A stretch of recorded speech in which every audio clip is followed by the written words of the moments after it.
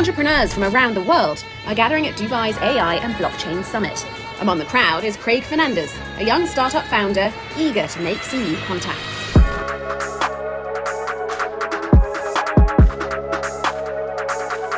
Around the world who suffer from some form of screen addiction or internet addiction or smartphone addiction, 400 million people. Today, active users in 88 different countries around the world, in India, the US, the UK, Australia, and the UAE. Lock your phone, collect rewards, and then when you're done with class, use your rewards to get access to offers and discounts for our partners. I know that we can build something fantastic because the fundamentals of the company were set in place as such.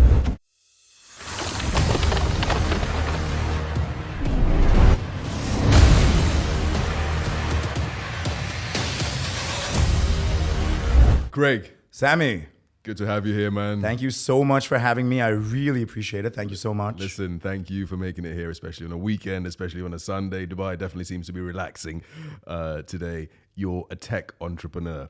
Came across what you're doing. I thought it's really cool. Never come across anything like it before. You understand? So I thought, listen, I need to get Craig here. I need to have a conversation with him. You're building an application. It's been running for a little while now, and it seems to have gotten a lot of traction. But I'm not going to ruin that for people. I'd love for you just to kind of tell us a bit more about yourself, you know, especially what you're doing just now, and then kind of go into a bit more detail later on. Yeah, for sure. So we're actually very, very different. Like Lock&Stock is not your typical startup. Here in Dubai, startup scene is rather nascent. You know, it's not like New York, Hong Kong, London, whatever. The startup scene in Dubai is rather young per se. But in Dubai, even with startups, most startups are based in Media City or JBR or Ranches or whatever. There are no startups from old Dubai. You know, from where I come from. I was born in Dubai, raised in Dubai, spent my entire life here. And from that side of town, Bar Dubai, Karama, Sharjah, Gisas, there are no startups. What we did, I think, was special in that regard. I think that Kareem, a couple of years ago, when Kareem launched and really exited at $3 billion, first unicorn in the Middle East. $3 billion. Yeah, $3 billion. First unicorn in the Middle East. Kareem set the stage for startups in the Middle East. They proved that this is possible, literally. And I think that, you know, we have an opportunity. You know, we're not there yet, you know, but I think we have an opportunity to be that for young, smart, ambitious, talented people from that side of town. Let me tell you more about myself, right? So I was born in Dubai, part of, I guess, the first generation of expats to really grow up in this city. I mean, the entire city is full of expatriates, but people come here to work. I was born here. My parents moved here in the early 90s for work, like many, many other people from India, Pakistan, Bangladesh, Sri Lanka, whatever. I grew up in Sharjah in a very, very, very lower middle class upbringing. Right. I remember like a couple of years ago, I was overseas and I told people I'm from Dubai, and their first question is, how many oil fields does your family own? Or do you drive a Lamborghini? Because that's the perception of Dubai, this city of the super rich with like... Even back then? This was a couple of years back, like in 2016, 2017. Okay. The city of the super rich with these tall skyscrapers, whatever, you know, everybody's just loaded with cash. I grew up in an apartment that cost us 6,000 dirhams a year in rent. And that's low in India. So you can only imagine how low that is here in the UAE. My dad was a salesman, my mom was a secretary, and that's how I came up. Literally, it's a very, very un-Dubai story. But that's the truth, right? And that's the neighborhood that I grew up in. That's the place that I come from. And so for us so I had to work very, very hard in school. Straight A student, cricket team, football team, swimming team, et cetera, et cetera, et cetera. Got a bunch of scholarships, got my way into America. I always wanted to study in the US. Right. Got my way to a university in the US, a bunch of scholarships, whatever. Went there, studied, all of that stuff. And in university, I noticed something very, very peculiar.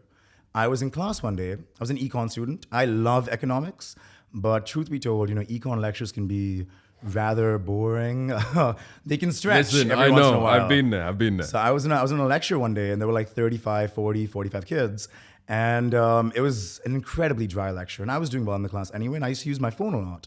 So I was on my phone, I was talking to some people, and I think my dad came to message me. And you know when you're on WhatsApp, it says online on WhatsApp, right? So my dad comes to message me, and he sees that I'm online.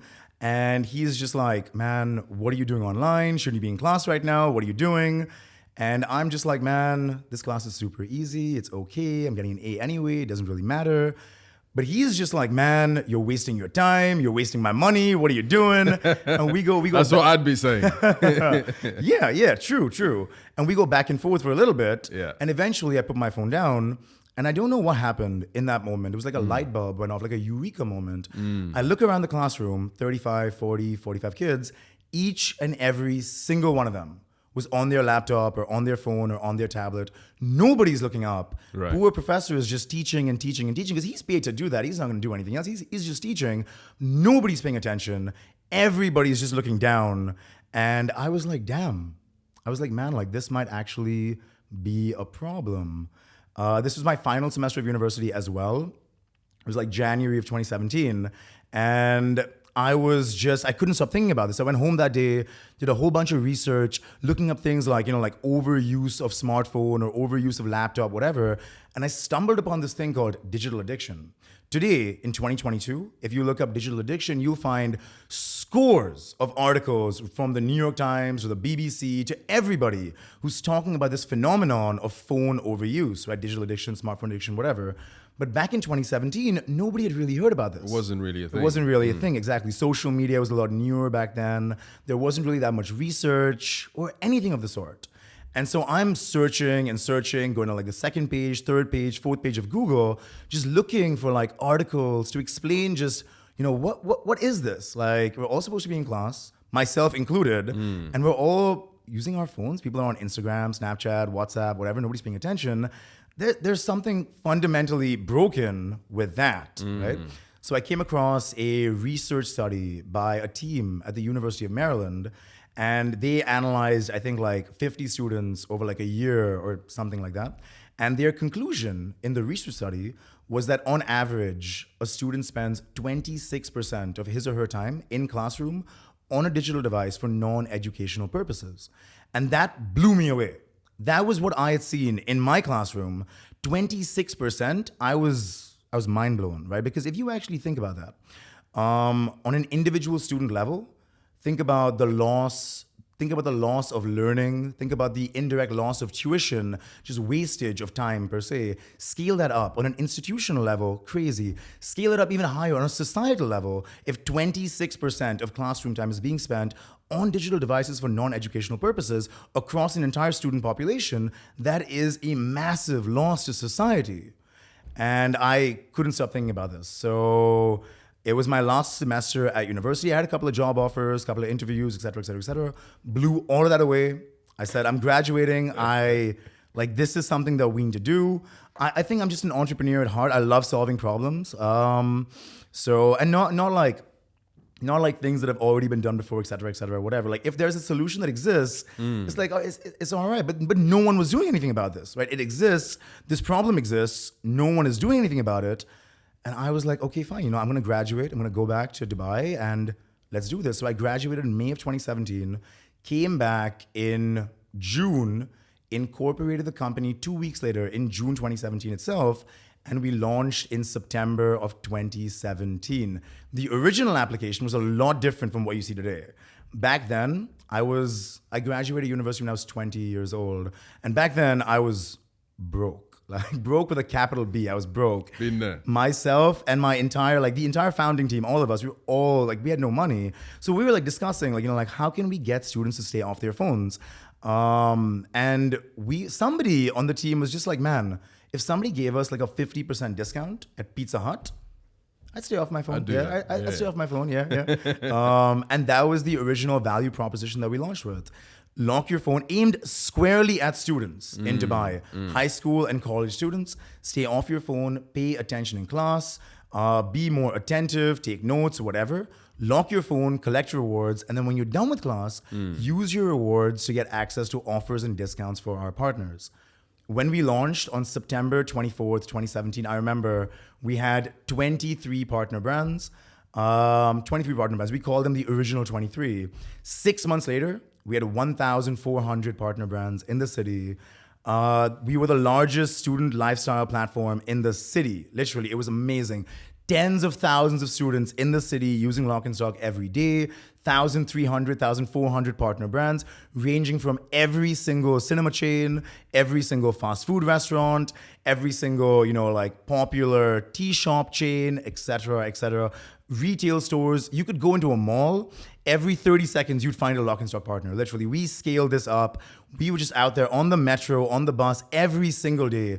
We'd call them, we'd get a meeting, we'd walk in, we'd demo the product, we'd walk out with a contract every single day. 2-3 brands every single day, literally. And it was insane. I remember back then, 2018, 2019, I would be on the metro. I don't drive. So I'd be on the metro and I'd be wearing my Lock&Stock shirt. And every time I'd wear my Lock&Stock shirt on the metro, 2 or 3 people would walk up to me and be like, oh my God, Lock&Stock, we love this application. And they're like, oh my God, like, do you work there? I'm like, yeah, I'm an intern, like whatever. But it was I like awesome, that. honestly, yeah. Definitely more modest than me. Yeah, it was awesome. That's incredible. That's incredible. Listen, that's a lot to take in there. I think you've gone through just kind of, a bit about how you started all the way until now, which is, 1,000. I'm guessing you guys have thousands of partners by now. So it's funny, actually. We actually shut this down last year. Right. And I'll tell you why.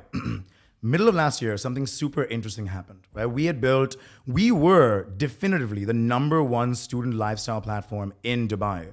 Featured in every single publication in the city, Gulf News, Khaleej Times, The National, Stuff Magazine, Read Magazine, What's On, you name it. We featured in every single media publication in the city, in the country, whatever. But in the middle of last year, something super interesting happened, right? We're looking at our user base, we're looking at our data, and we see something very odd.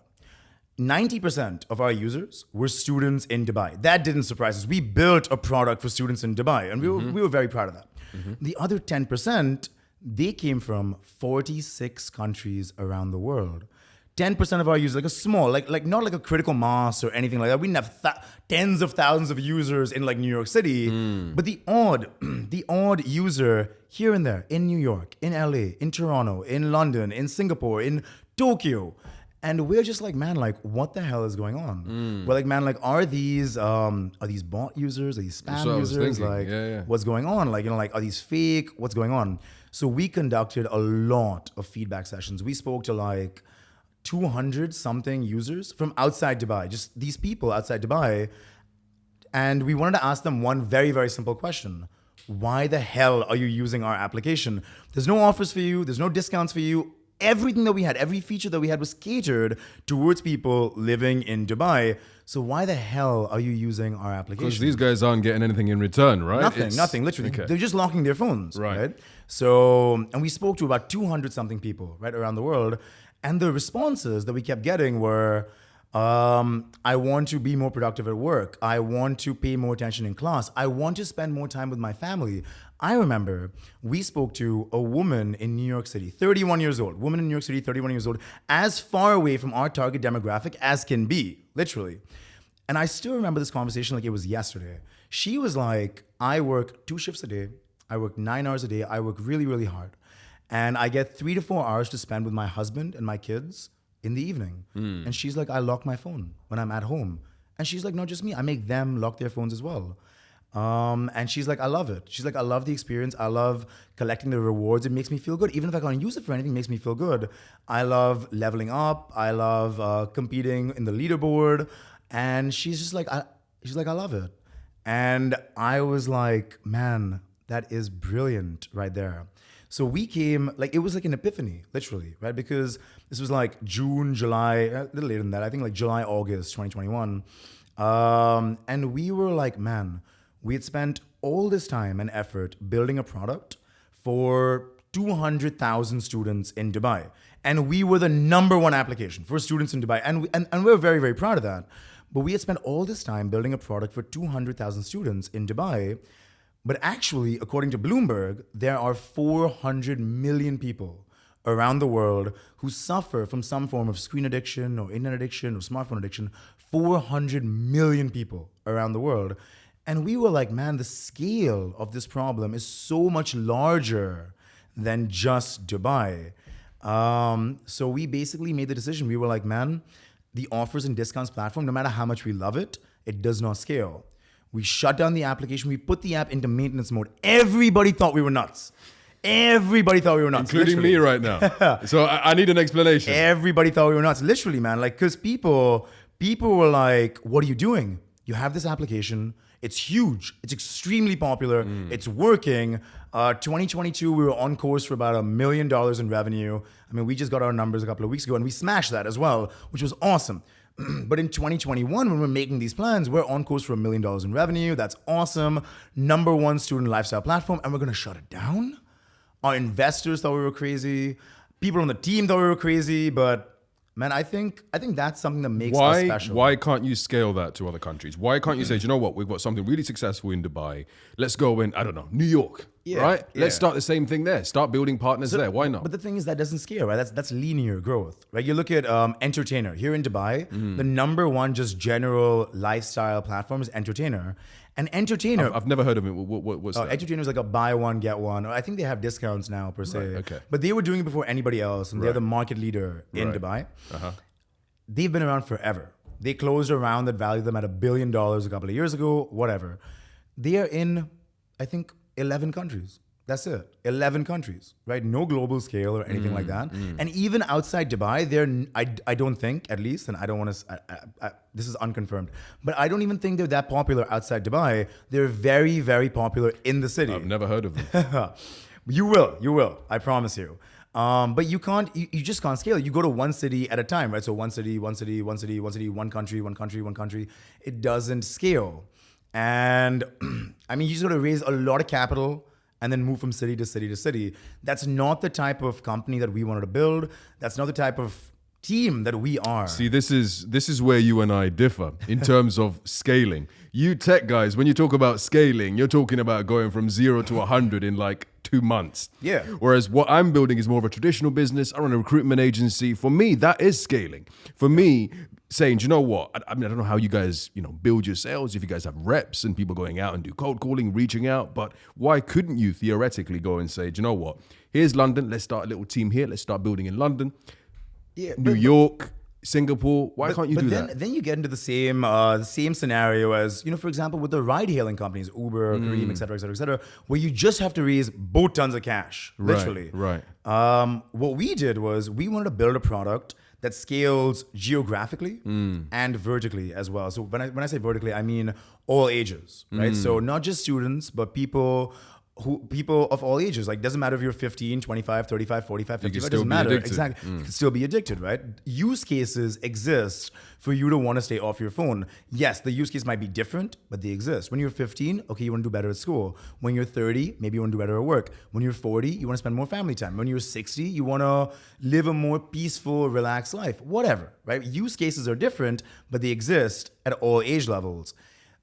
A product that scales vertically as well as geographically. It doesn't matter where in the world you live. We wanted to build a product that anybody, anywhere in the world can use the same way and find value in. So we put the app in a maintenance mode. We literally rewrote all the code as well. We basically shut the app down for 8 months, I think. Wow, we rewrote all the code. We redesigned the entire application from scratch, literally from scratch. Right. I'm telling you, people thought we were crazy. Curious, what did your users think? They were not very happy.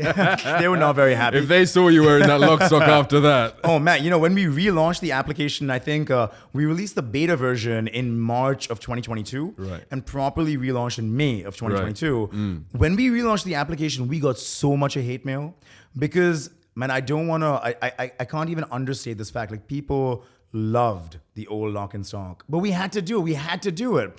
It's like a butterfly. Literally, we had to go into that cocoon and we had to come out. It was tough.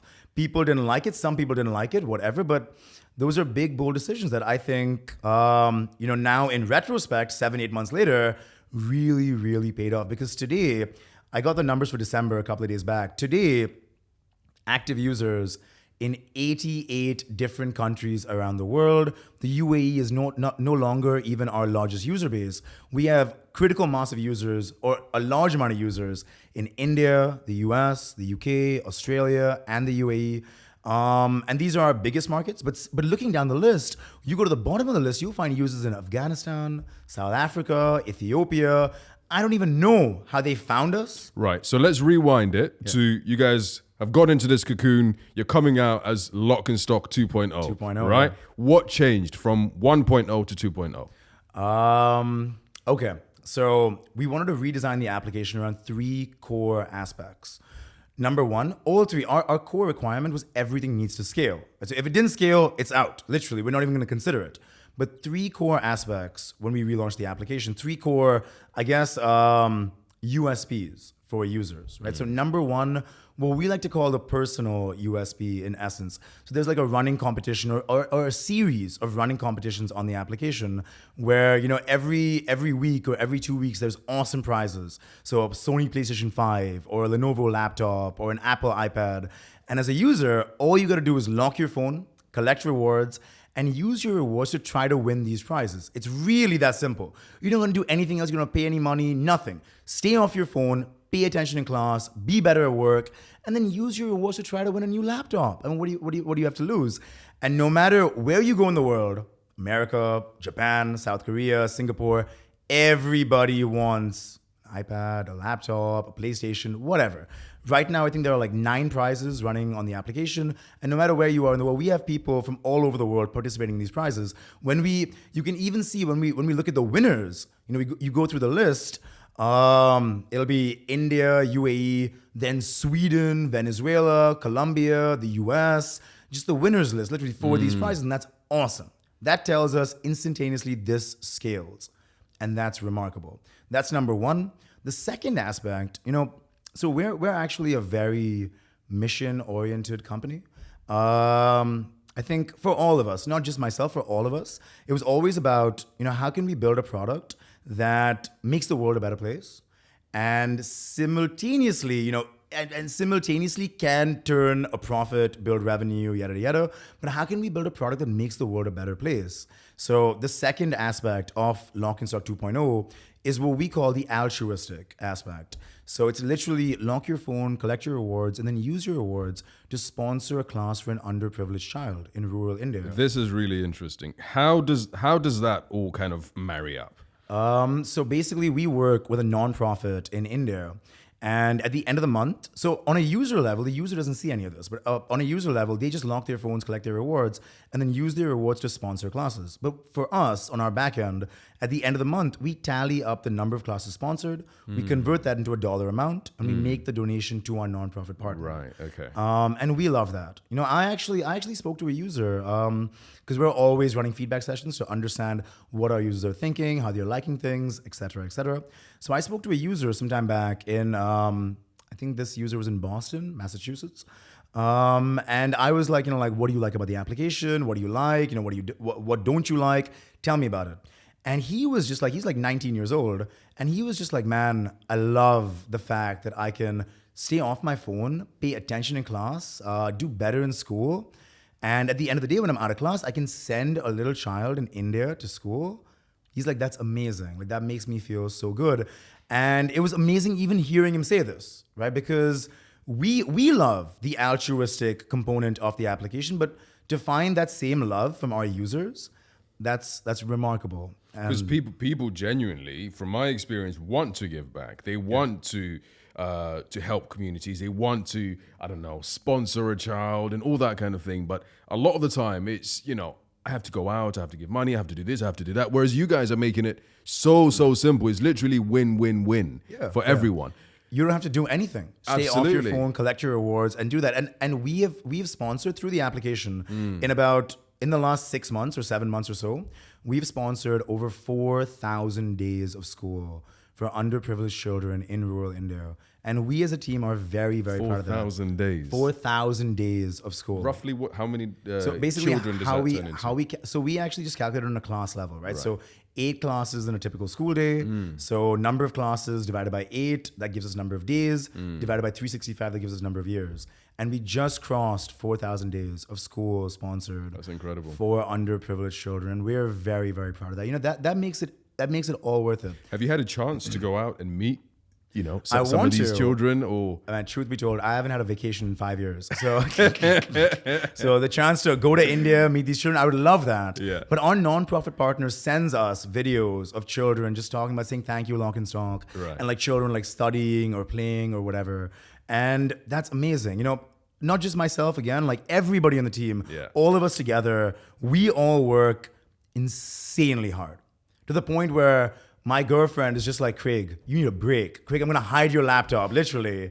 But we all work insanely hard, like 80, 90, 100 hours a week, 7-day weeks, burning the midnight oil. We will be on meetings at 3 a.m., 4 a.m., 5 a.m. We'll sleep, we'll wake up at 9 a.m., get back to work, literally. And we do that because, things like this make it so worth it, honestly, make it so worth it. The fact that we're able to, yes, build a platform that scales and okay, fine, it's sexy, and yes, we can raise funding. All of that stuff is great. Okay, it's great. But at the end of the day, can we make the world a better place? Can you actually make a real impact? Exactly. Can we make a real impact? Can we change people's lives? And, I don't know, like that for me, I wake up in the morning super excited about that. And that's what drives me. Let's take it back. You're obviously doing really incredible things just now. I saw that you've started a couple of businesses before this. Tell me about that. Were you always entrepreneurial? Were you always hustling? How were you as a teenager? I actually launched my first company when I was 14 years old. Right. So I told you, I come from very, very humble beginnings. Right. And Dubai is an expensive city. Right, so when I was 14 or 15, you're telling me, Dubai is an expensive city. So when I was 14 or 15, I'm a teenager, whatever. I'm seeing this girl, etc., and whatever. I want to take her out. I want to buy her nice things, all of that stuff. I don't have any money. Like I'm broke, literally. I'm a high school kid who's broke. So let me just say, there's nothing more motivating to go out and hustle than when you can't pay for a cinema ticket. Yeah. I'm telling you that now. Yeah, or like a nice fancy meal or whatever. Yeah, exactly, right? So I'm broke, and so was my buddy. Luckily for me, so the two of us, we got together and we're like, man, what can we do? Now I love sports with a passion. What'd you play? I played cricket, played football, I swam, all of that stuff in like high school, school time, etc. On the school cricket team, on the school football team. I don't play much anymore because I don't have much time, but I will follow cricket and football religiously to this day. Nice. So back then, both of us, we loved football. And we're like, man, we love football. Other people love football. Let's put together a tournament and let's see how this goes. Right. So I remember we did the first tournament. It was super. It went decently well. We turned 2,000 dirham profit, I think, which is not so bad when you're 14 years old. Yeah, not so bad. But from You're practically a millionaire. What do you mean it's not so bad? 2,000 dirhams as 14 years. Yeah, I wish. I wish. But that one went decently. But from there, we were just like, man, this could actually be something. So, man, honestly, truth be told, tell me about this tournament. How did that all work out? How did you guys turn a profit? we were just calling people we know. We just like, we rang up our buddies, rang up our mates, going like, hey man, we're organizing this tournament. Come play. And entry fee is so and so, whatever. Team of 7, split amongst yourselves. Whatever entry fee is like $1,000 or whatever. Come play. Prize money is like $3,000. So 1,000 dirhams entry, 2,000 dirhams prize money, no problem. Second place gets their money back. Okay, fine. Get like 8 teams, book the ground, and all in all things considered, we came out 2,000 dirhams in the green, which was great. But then after that, we're like, man, like this could actually be something. So, okay, truth be told, I was a very interesting kid. Speaking to my teachers back in high school, like they'll be like, Craig, like this guy, he was something else, right? I was academically smart, but I was also a bit of a troublemaker, I think, back in school. So I used to get good grades. I like your use of vocabulary there. Interesting. Yeah, I used to get good grades, but also I wouldn't hesitate to bunk school if I wanted, whatever. Right. I was anyway getting an A. My parents would be like, Craig, like, why are you skipping school? I'm like, Mom, Dad, I'm anyway getting an A in school. Like, it doesn't really matter, whatever. So my buddy and I would skip school 2 or 3 days a week. Right. And we'd go to like football grounds around the city. We're like 14 years old, 14, 15. We'd go to like football grounds around the city and we'd sit there and people would come and play. And as they were walking off the pitch, we'd pitch them to come play in our tournament. Now, these are people we don't even know. They're strangers. And we'd pitch them to come play in our tournament. And that's how we really scaled this up to the point where captive marketing there. Yeah. And we really scaled this up to the point where we were then making $10,000 a tournament. And how old were you back then? 15. Yeah, 15, 16. And yeah, I mean, money. 15 years old, you got, so 10,000 bucks the two ways, 5,000, 5,000. You're 15 years old, you got 5,000 bucks in your pocket. Now you're the king, literally. And that was awesome. What did you do with that at 15 years old? I had a good time. I mean, I had a good time. And then from that point on, is that when you kind of got your, do you know what, this entrepreneurial itch, and you started going from there? Yeah. I mean, like, I've always been someone who wanted to solve problems, right? So my problem back in high school was I was broke. How do we solve this? So that was the problem that we solved. And just using ingenuity, creativity, how can we put things together to give people a service that they want? And okay, make some cash along the way, no problem, yeah. So that was high school. In college, my flatmate and I, honestly, I lived with that man for 3 years, like a brother to me. My flatmate and I, again, we used to love sports. And in the United States, college sports is a very, very big thing. And for the university, home games would be sold out, right? Just to put this in perspective, so in the UK, if you look at like Liverpool, Anfield, for example, I think 65,000 capacity. Our college football stadium, American football, had a 72,000 capacity. That's bigger than football. Anfield. It's college football. That's It's insane. bigger than Anfield. It's almost as big as Old Trafford, literally. 72,000 capacity. And we weren't even that big. I have friends who went to university with 100,000, 110,000 capacity college football, right? It was massive, literally massive. And the thing is, in college, nobody had their cars, or people didn't drive, didn't have their cars, whatever. So how are you going to get to away games? It's a massive audience of students who wanted to go to away games to follow the team. And away games weren't even that far away, like 4 hours, 5 hours, 6 hours away. But how are you going to get there? So my flatmate and I, we put together this thing called Football on Wheels.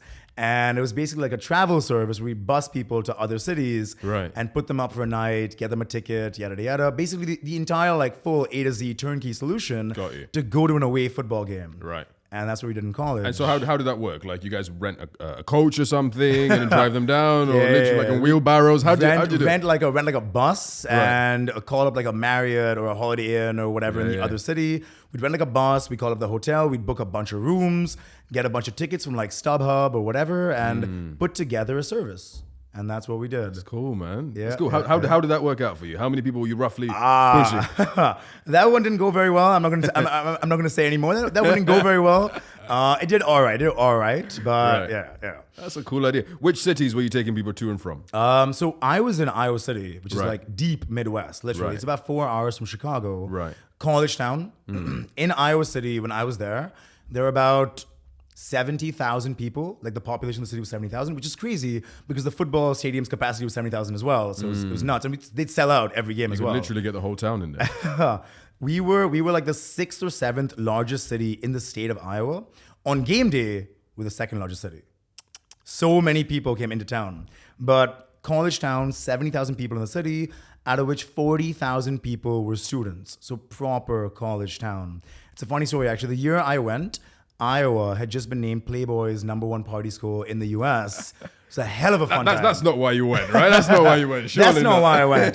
That's not why. I went for the scholarships, but it was an amazing time, honestly. But yeah, we're busing people to Lincoln, Nebraska, or Madison, Wisconsin, or West Lafayette, Indiana, or Chicago. Right. Just nearby cities, per se, for like away games. And yeah, that's what we did. But I guess like, I don't know, man, like solving problems, launching companies was always in my DNA. And I think Lock&Stock, just after I graduated, was just my coming of age, I think. Again, not just me. Like, I would love to sit here and say like, oh, it was all me. I did it all by myself. No.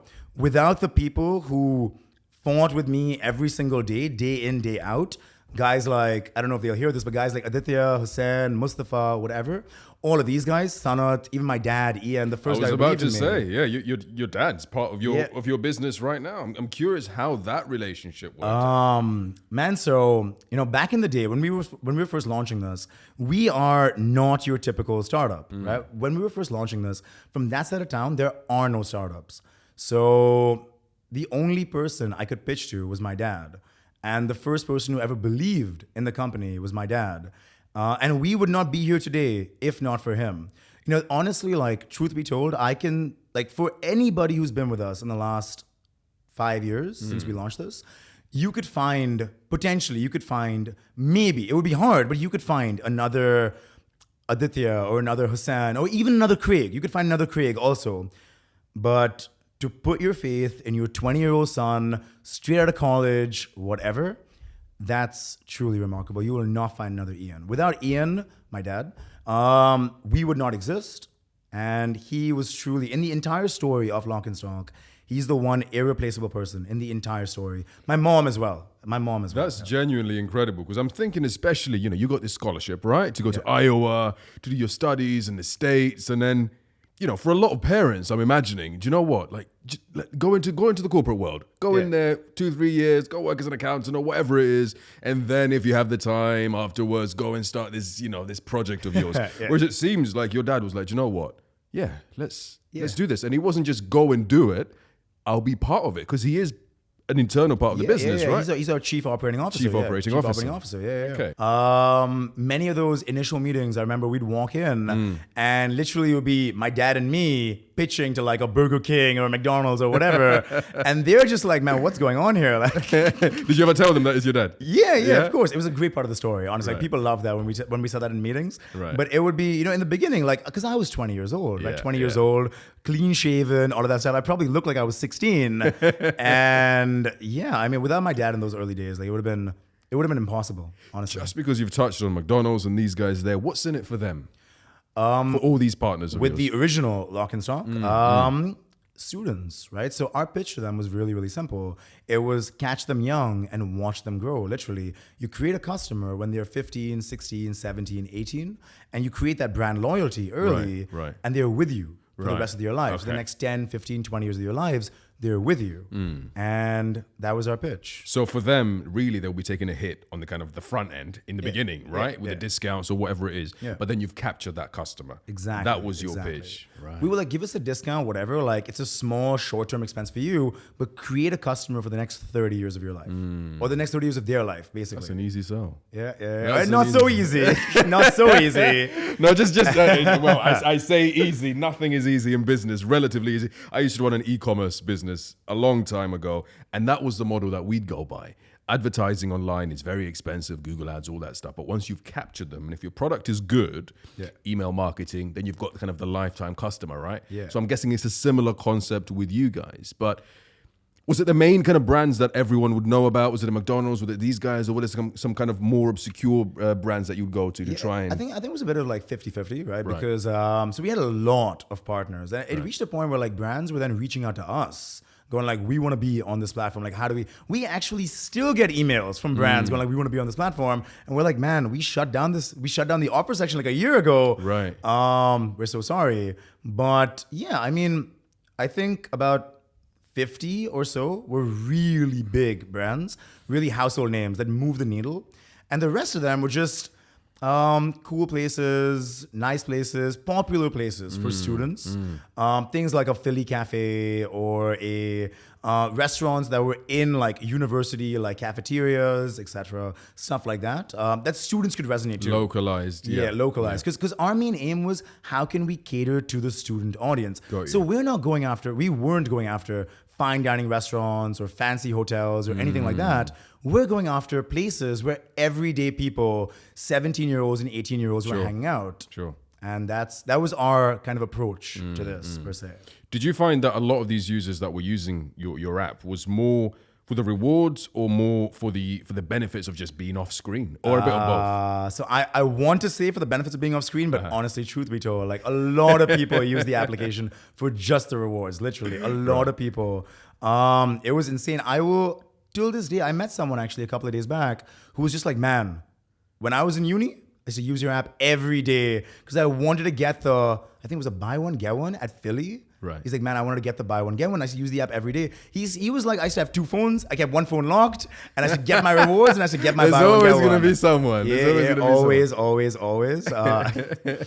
How did you go about building your team from scratch? Building a team isn't easy, as I'm sure you know. Yeah. How did you start from that vision, pitching it to your dad? You've got your dad on board. Next, let's build out this thing. Let's go out and get investors. I don't know if you did get investors or not. Yeah. How did you go about building that? So for us, I like working with people I know, right? So when I came back from the US, I rang up a couple of my mates and I'm like, guys, like, listen, like, I got this idea. What do you guys think? You guys want to do this? Let's do it. And they were just like, yeah, man, like this sounds super cool. We're in. And I know them, right? I've known them since high school. I knew them when I was in college. They were here, but I knew them for a very, very long time. Did these guys have the skill sets though that you needed? Or was it just because I had really good relationships with them? Did I have the skill set, right? I was 20. They were Right. 21, 20 as well. Right. Did I have the skill set? I think we all just learned and built this together, Right. literally. So yeah, man, no, like working with people that I know, that I trust, literally, because it's very easy to get a CV or like a really good CV with, you know, all these amazing credentials or like great education. I remember this quote, right? To talk about how I think we, not just me, how we went about building the team. Because today we have, back then, it was really just me and my dad when we started. 2018, okay, fine, we had 5 people. 2019, maybe I think we had like 8 or 9. So it was very incremental growth per se. Today, we have 43 people working with us in 11 different countries around the world. So for us, you know, I remember this quote by Ray Kroc, right? And Ray Kroc, founder of McDonald's, he was like, what defines success? Right? He was like, what defines success? Is it a great education? No, right? The world is full of educated fools. Is it God-given intelligence? No, I mean, wasted intelligence is almost a cliche. He's like, what defines success? What separates the truly successful from the not so successful? And his conclusion was, man, there is no substitute in this world for hard work, passion, determination. There is nothing that comes close to insane drive and work ethic.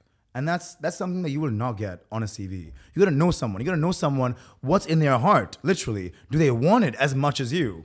So when we recruited people, or I put together a team of people who were just like me. I knew I had the drive, but I put together a team of people who were just like me. Our CTO went to the same school I went to, lives 2 streets down from me. Our CMO went to the same school I went to, lives 3 streets down from me. Both, I can walk to both their houses. They come from where I come from. They literally live the same life as me, and we all came up the same way.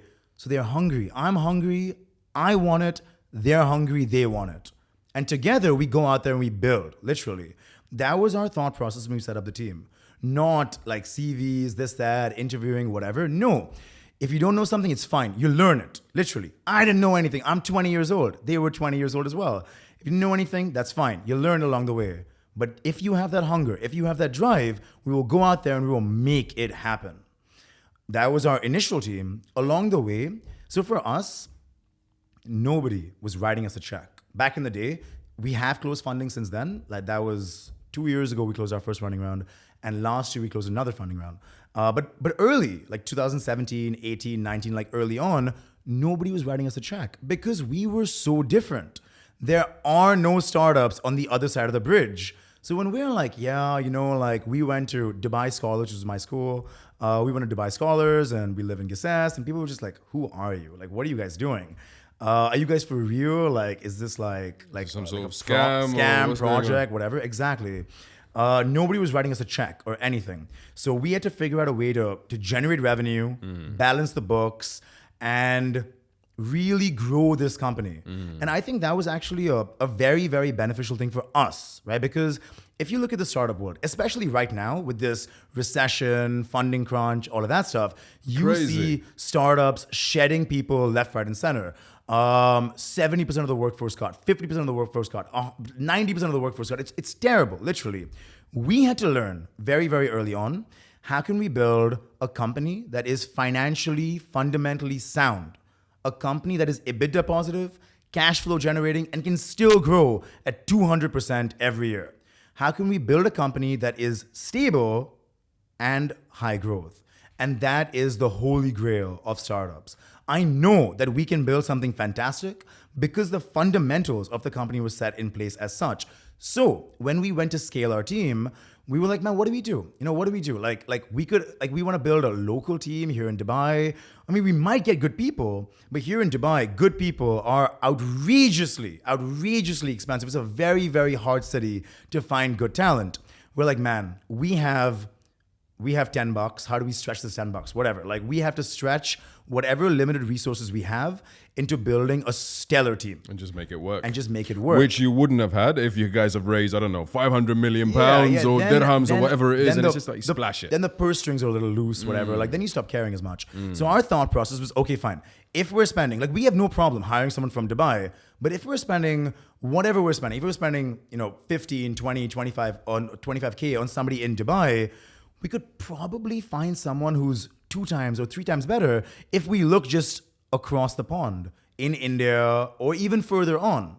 That was always our thought process. We're going to put this out there. We're going to get CVs. We're going to get people applying. Because at this point, like, okay, fine, there's only so many people that I know who can, like, come work with us. So we have to scale the team. But we're going to get people applying. It doesn't matter where in the world they live. We don't care. As long as they are smart, young, hungry, and ambitious, it doesn't matter where in the world they live. We want them to work with us. We want to build this with them.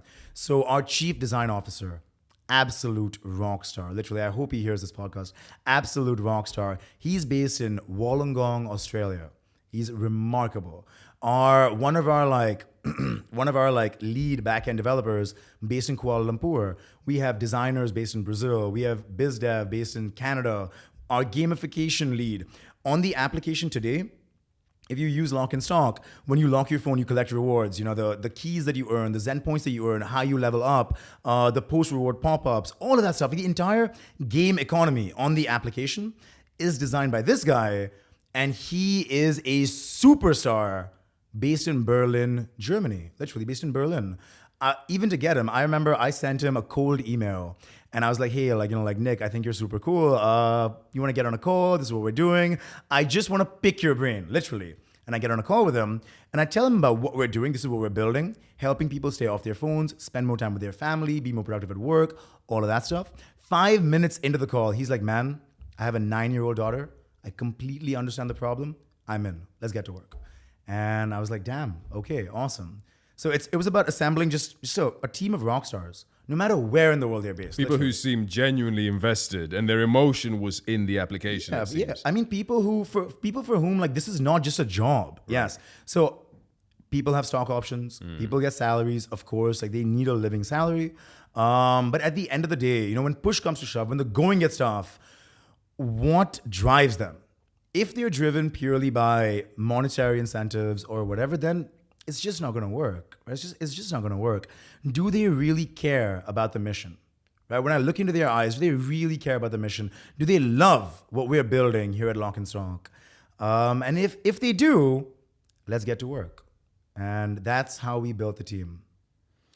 That's powerful, man. That's powerful. I think there's so much there that anyone listening into this who's building a business or has got the business running is thinking, you know what, how can I take this thing to the next level? A lot of what you've said there, just around team building alone, getting people invested and having a look at their behaviors as opposed to just their skill sets. You understand? These are things that I've had to learn the kind of the hard way, let's say. But listen, Craig, absolute pleasure. Where can people find you? Find me on LinkedIn. I am not on any other social media because digital addiction, but find me on LinkedIn. I'm on LinkedIn. Hit me up, Craig Fernandes. Fantastic. And yeah. Application up on the App Store, Play Store. It's on the App Store, on the Play Store, Lock&Stock. Our website is lockandstock.app, app.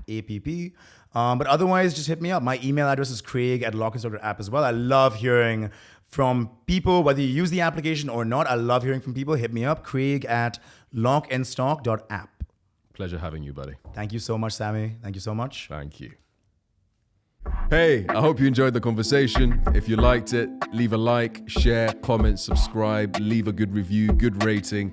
And if there is someone else that you'd like me to have a chat with, let me know in the comments section. Again, don't forget to share this. That's how we're going to get the word out there. That's how we're going to build a community around what we're doing here.